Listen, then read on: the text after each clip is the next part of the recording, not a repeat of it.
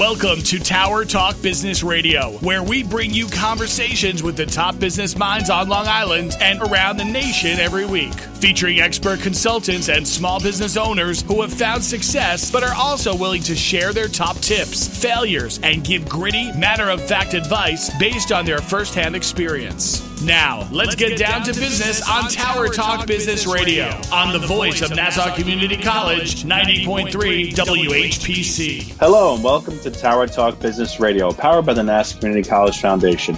My name is Ray Schwetz, AVP of Community Relations at Jovia Financial Credit Union, along with Donyshia Boston-Hill, CEO, Keeper of the Brand Marketing and Digital Agency. And we're focused on being the premier resource for business and entrepreneurship. We bring you weekly advice, business tools, and services to help you grow your business. Plus, we interview the top business leaders in the industry.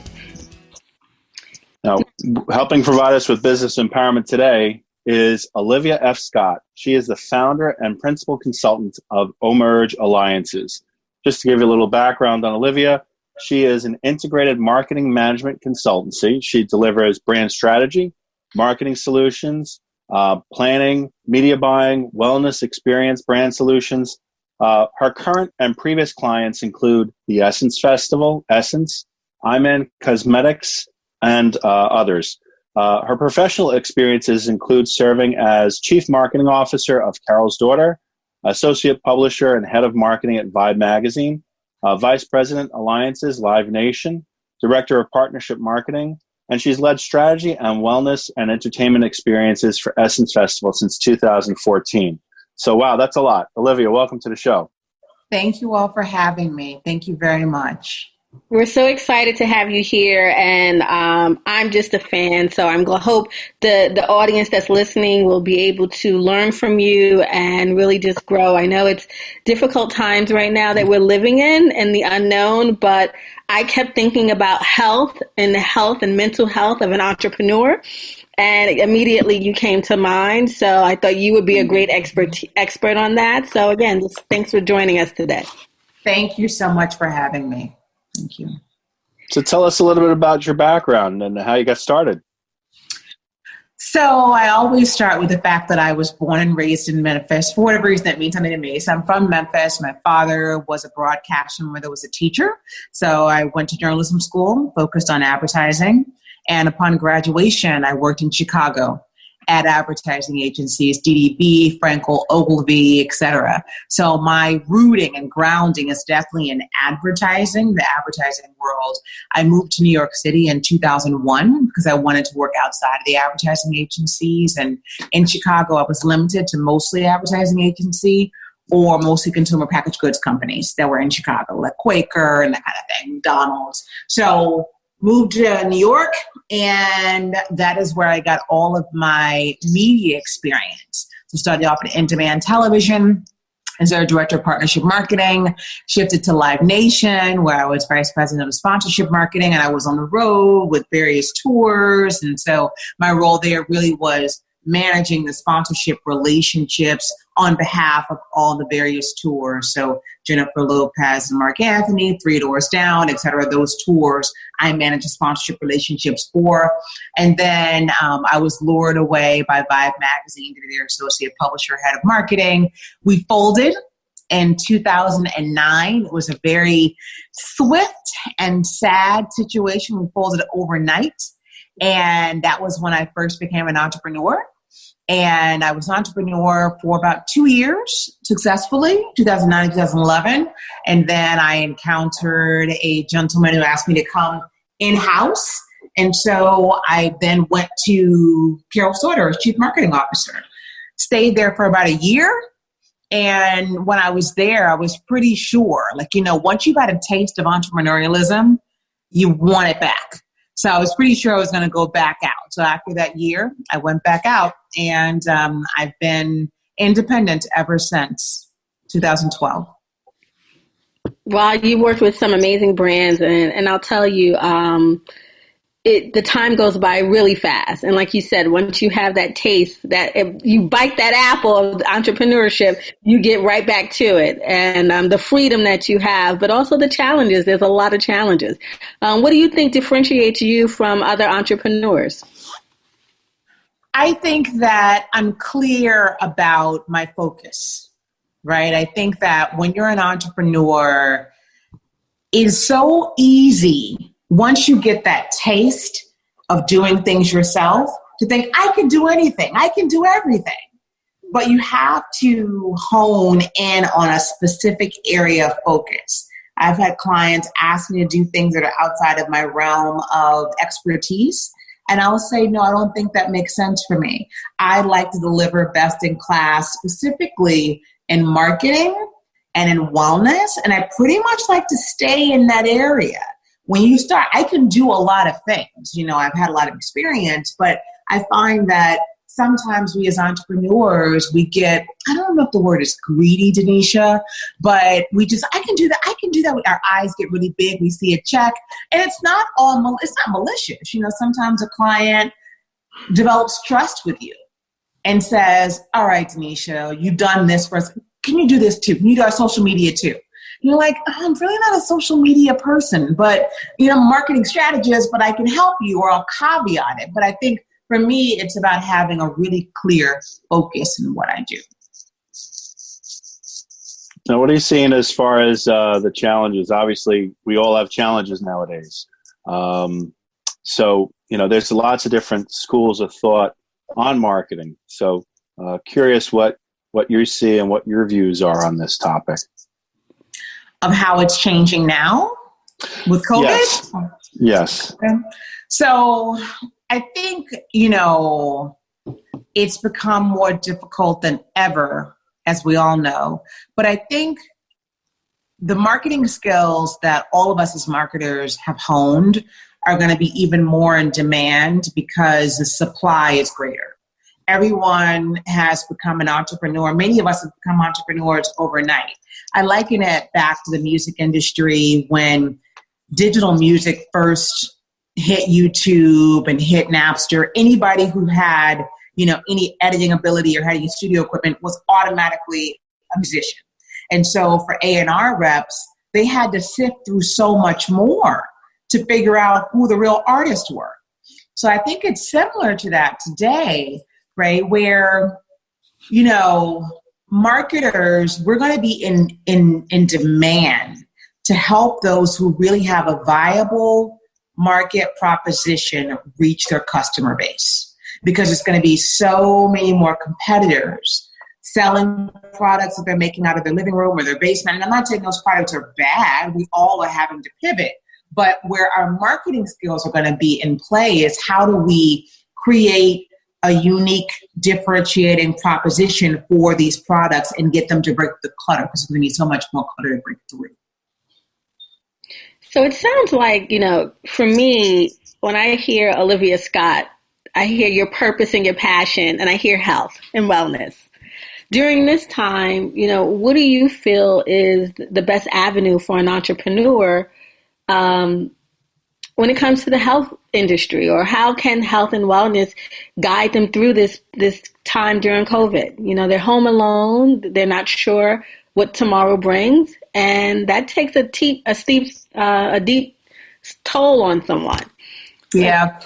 So for the entrepreneur, what they need to be doing, number one, and I've been hearing this a lot, we all have to establish some routines for ourselves, right? Even more so than before. So as an entrepreneur, getting up, keeping that routine or creating a new routine of getting up at a certain time, exercising, meditation, something to get your mind at ease, setting work begin and end hours. Just because you're home all day doesn't mean you need to be working from 6 a.m. until 10 p.m. You're going to burn out. That's not healthy. Having routine, having some structure around your day. And then, I have recently made it a priority to talk to one friend a day. Because I find as an entrepreneur, especially when you're a knowledge worker, and especially if you're like a solopreneur, you may not be talking to anybody. Mm-hmm. You're just texting all day and you're emailing all day, and you look up and you actually haven't had a conversation with anybody. So making it a priority for me to talk to, and a friend of mine called me this afternoon actually, and I was like, I really am in the middle of something, but I stopped because I needed to talk to her and get out of my head. So I think for me, in terms of, and wellness, there are 8 dimensions of wellness. And I talk about this a lot. The Global Wellness Institute has published, this study and thing about the 8 dimensions. And the 8 dimensions, so I can remember them all, but they include physical, environmental, intellectual, social, spiritual, right? Physical, if I didn't mention that, and mental. So when we talk about wellness and as entrepreneurs, you still want to figure out your entire holistic wellness plan. So again, I mentioned the physical part, getting up, working out, if that's part of your life, even if it's just going for a walk or a bike ride. If you're not heavy into physical workouts, that's fine. But that physical release that I personally get when I ride a bike or I go for a walk, and that's when a lot of my thoughts come to me, when I've completely zoned out of any computer, there's no phone nearby, I'm just completely zoned out with nature and I'm walking or I'm on a bike. That's when I get some real ideas, some real thoughts come to me during that time. Of course, we know about spiritual wellness. And then again, I mentioned talking to a friend today for social wellness. We are not made to live on an island by ourselves. We really do crave and need that social connection with other people. And I can go on and on, environmental wellness, but I would say the physical, spiritual, social, and mental. And I think from the social wellness, you're going to get some mental release, Donyshia. Absolutely. You are listening to Terra Talk Business Radio on the voice of Nassau Community College, 90.3 WHPC. I'm Ray Schwetz, along with Donyshia Boston-Hill, and our guest today is Olivia F. Scott, the founder and principal consultant of Omerge Alliances. So what other things are you doing to kind of pivot in this situation that we're going through with COVID? So it's interesting. I hope it doesn't sound too random, Ray, but I have been a certified yoga teacher for 3 years now. And and so I created 3 years ago, or 2 years ago, really, a sub-brand from Omerge Alliances, which, by the way, I love the way that you said it. People are like, is it Omerge? What is it? I'm like, it's Omerge. It's very simple. Anyway, but Freedom at the Mat is the name of my yoga practice. And because I've been so busy with my marketing clients and production and all that with Essence and my other clients, I have a gym client in New York, and that one, unfortunately, with COVID walked away. But I was so busy servicing my marketing clients that I really hadn't had time to really focus on Freedom at the Mat. And Freedom at the Mat, at this point in my career, having done marketing for 25 years and been successful in that area, I really wanted to pivot over to my yoga part. And this has given me the excuse/reason to really lean into that. So when I was in New York, I recently moved to New Orleans, but when I was in New York, I would have monthly classes in Harlem because that's all I could really create time for. And when I moved to New Orleans, I planned to do the same thing, have a monthly class. And when COVID hit, my first class here in New Orleans was going to be on April 5th. Oh, and wow. I was like, well, I don't think that's going to happen. So it was a very quick pivot to let's do a virtual yoga class. And because I'm an NYU professor and I teach online via Zoom, the entire faculty had to learn to teach online, right? I was able to parlay those skills and the Zoom functionality, the breakout rooms and stuff, the exercises into teaching yoga. And so I'm very, very, very, very, very pleased to say that I have partnered with 2 organizations. One's a Dream Center Harlem, one is Project Peaceful Warriors, and the other one is just my own Freedom at the Mat, where I'm teaching yoga 3 times a week now. And really now I'm pivoting to the next level of creating yoga video content and launching a dedicated YouTube channel as well, which those are things that I know I would have never had the bandwidth to figure out how to, would I have to get create the second bedroom, make it into a studio for yoga, buy the microphone, buy the backdrop, buy the lighting. I would have never been able to figure all that out had I been, so that's my pivot right now, right? That's my pivot is really leaning into another aspect of my life that was, I won't say dormant, but, on a scale of 1 to 10, it was active at like a level of 2, but it's something that really brings me joy. And so now I can really put a lot of energy into that. And that's great because sometimes, you have that idea just sitting on the shelf and you have to just be pushed into your greatness, and that's what it sounds like. You pivoted and now we're going to call it your baby, Freedom Mat is really coming to life. It sounds like it's flourishing. Can't wait to hear more about that. And so excited for you. Thank you. It's a crazy time for us all. And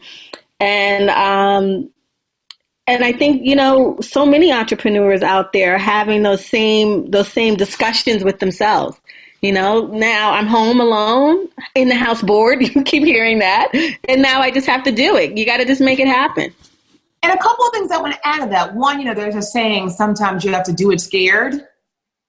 That's exactly what I'm doing. I offer that to other entrepreneurs. I mean, I was concerned for a while of looking a little schizophrenic as an individual, right? You're a marketing professor, you're a marketing consultant, you're a producer, you're a yoga teacher. Like, what's really going on with this person, right? But it was something that would not leave me. If there's something like a dream inside of you that's been persistent and you didn't know how to create the space to figure it out, I think now is a perfect opportunity to do that. And the other thing that I shared with my students last night, actually, with all of the deaths that are happening, I got to tell you, it is making me even more so think about my purpose and my dreams and things that I really want to see manifested, because we just don't know when our number is up. And I don't want to be, morose, but we just don't know. And so, like we heard last week of the passing of Andre Harrell, had nothing to do with COVID, but that one hit many of us in the music industry really hard, right? And so all I could think of was this man lived his life, he lived his purpose, and he created life and purpose for so many other people. So for me, I was encouraged. I was like, well, let me just go balls to the wall, if you will, with this yoga thing. Let me just go do it. Let me live my life purpose. And you never know what's going to come of that. You never know who's going to be who's going to be blessed because of you living your purpose and really doing that thing that has been itching at you, but you haven't actually activated and actualized it. That's fantastic. So, hey, Ray, this is interesting with a little tidbit about Olivia. As I read her bio, I knew she was a great marketer and event producer, subject matter expert. But the one thing that jumped out at me was you are let me just make sure I have expert marketing witness. Do I hear like CSI, Law and Order, like in the courtroom? So I wanted you to share with us and Ray and the listening audience a little bit about that and how you focus on unethical marketing and practices. Yep. So I think it's the credentials of being a professor, right? You have a lot of thought. You have a lot of subject matter expertise, rather. And so I got called last year, I think it was, by Morgan & Morgan. They were, I don't know if I should know the client, but they had a very big beauty client, huge, like multinational, put it like that. And they said, we need for you to testify, do like this report that shows that the marketing labels, the branding labels, the packaging labels on this particular product, that they were false. And so it's the first time that I'd ever been asked to do that. But I think between some of the white papers and articles I put on Medium and LinkedIn, that they knew that I was, a legitimate marketer. And so I wrote the reports for them and helped them win the case. That's great. That's great. Yeah. Definitely a thought leader in that area. Exactly. Which is why I was saying, thank you, Ray. You're like, okay, well, and I think that's something else. I don't want to take you guys off of your script at all. But when you have had so many years of experience vested in one particular area, it makes it even more frightening when you're figuring out how you're going to pivot into another area. So, for me, it's been, how do I blend the two? And what I think it's been interesting as I pivot more into wellness is that all the years of marketing are helping me set up Freedom at the Mat for more success, but I've always been a marketer. I think I'm always going to be a marketer. I see the world through marketing lens. It's just how I see the world. Absolutely. You are listening to Tower Talk Business Radio. Our guest today is Olivia F. Scott, the founder and principal consultant of Omerge Alliance. My name is Donyshia Boston-Hill, along with Ray Schwetz on 90.3 WHPC. So tell us a little bit about some of the misconceptions folks might have about marketing. Obviously, I think a lot of that is changing with the COVID situation. I think people are becoming more aware of the fact that we need to share our stories and be transparent. And we need folks like you. But tell us a little bit about some of those misconceptions that have been there and what you've done to kind of overcome them. Oh my God. I don't really know how to even begin this, but I'll try. One, people think marketing is public relations. Mm-hmm. Two, people think marketing is social media. Mm-hmm. Right? So if we just start with those two things, and I'm not saying that marketing is not social media and marketing is not public relations, but at the core, marketing is identifying a product and identifying a customer that has a need for that product and figuring out how to generate customer demand for that product at its core, right? So I consider myself at this point a strategist, and that's what I do. I spend a lot of time looking at, this is the product. What are the product's features and benefits? Who does this product serve? What is this current customer base that the product is being, targeted to, the customer base? What are they currently using to fulfill that need? And does this product actually fulfill that need better? So at the core, that's really all marketing is like looking at product, benefit, customer need, and finding the fit. And I think that sometimes when you look at it from just the lens of, because I've had family members, what do you do exactly? Like, do you do PR? My father even called me and said, what exactly? And I was like, oh my gosh, I can't believe you asked me that. Social media, can you do a social media post? And you're like, okay, and while that's wonderful, and there are definitely skills required to do social media marketing, understanding that the strategy of identifying what your product offers as a unique value proposition comes first, and figuring out how you appeal to a particular customer base comes second, before you can even get to the execution of a social media campaign. Because once you figure out who your customer base is, that's going to inform you around, I should be using Twitter, I should be using Snapchat, right, I should be using LinkedIn. But you don't even get there. So when brands call or clients call and say, hey, I want you to do social media, I want you to help me with my Facebook, I'm like, first of all, it's not what I do, number one. But number two, let's back up. Who's your customer? Like, is your customer on Facebook or are they on Snapchat? You're saying you want to reach young adults between 18 and 24. Why are you on Facebook? So, a lot of times people just want to be where they think they're supposed to be. And you as a marketer have to help them back it up and really think strategically. Because what I believe there are two laws. There's law of scarcity and there's law of agape. And I believe in the law of agape, which means there's room for everyone. Every product, if it actually offers a solution to a particular customer base, there's room for it. But you do need to figure out how you can connect the dots. How do you help a customer understand, okay, you have this problem and there's this product. That's all we're doing is kind of connecting the dots. But, even going back to public relations is a form of marketing. In media, we've got paid, owned, and earned. So paid is when you go pay money to get strangers into your fold. Owned is people who already have bought into your proposition. They are your existing email subscribers, they're your existing customers on your website, and they are also your existing social media followers, your owned. Your earned are people that find out about you via word of mouth. And that's where PR comes in. So PR is a facet of, right? So again, I could go on and on and on, but I hope that began to answer the question you were asking.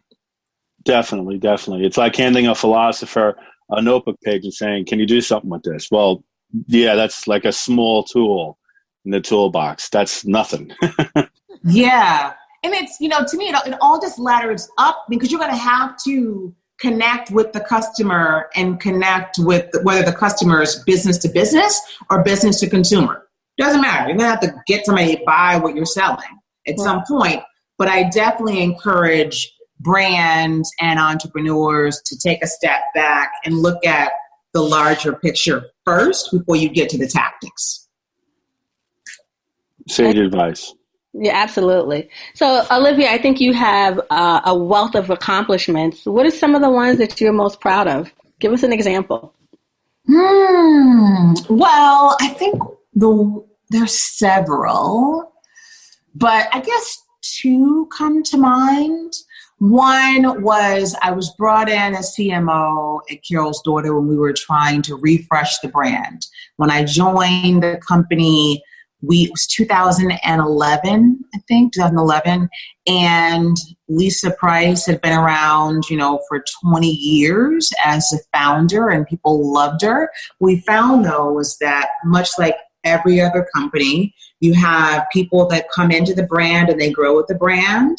And then you have a stagnancy as it relates to getting new customers in because they've grown with Lisa, the founder of the company. So my task was to come in and help lead the brand in getting new customers into the fold. And we did some really fun things. We had Smokes Beauties, we had Solange, Salida, and Cassie, and we created some really fresh, innovative, beautiful advertising to make the brand appeal to a younger audience and really refresh what the brand meant before we were sold to L'Oreal. So that was really, really cool. And the other one was with Omerge Alliances, I created the first ever film partnership for Amon Cosmetics with About Last Night, with Kevin Hart, Michael Ealy, Joy Bryant. So that was a real big success. I went to the Amon office and said, listen, you guys have amazing products, but products can just be parody products. How do you distinguish yourself? You have Amon, who at the time, of course, was married to the late David Bowie, and there's a celebrity component, but you guys aren't really activating that celebrity component. Why don't you leverage entertainment tie-ins? And the film was out with Sony. I had a relationship with Sony, and I brought the two together, and it was an amazing marketing campaign. That's awesome. Well, as we're getting to a close, I want to get your information. Please tell us how we can find you, your website, all that type of stuff. Yep. Absolutely. Thank you, Ray. So OmergeAlliances.com, OMERGE Alliances.com is going to give you the portal to everything. Freedom at the Mat is there. My personal information is there. Information on our clients is there. So that's going to be the best portal. And then second to that is LinkedIn. Follow me on LinkedIn. I do a lot of fun articles and, I write articles, I reshare articles in the marketing space on LinkedIn. So those are going to be the two best places. Olivia F. Scott on LinkedIn, OmergeAlliances.com for the website. Thank you so much, Olivia. Thank you. Sharing your wealth of knowledge with our audience today. We really appreciate it. Thank you all for having me. Thank you, Donyshia. Thank you, Ray. Thank you guys so much. Take care of yourselves. You too. You as well. We want to thank you for being with us. My name is Ray Schwetz, along with Donyshia Boston-Hill, your co-hosts and producers. This is an NCC Foundation Business Leaders Council production. Visit ncc.edu/WHPC for more information. Available on iHeartRadio as a podcast on iTunes, Android Podcasts, and Spreaker. This has been Tower Talk Business Radio, powered by the Nassau Community College Foundation, on the voice of Nassau Community College 90.3 WHPC.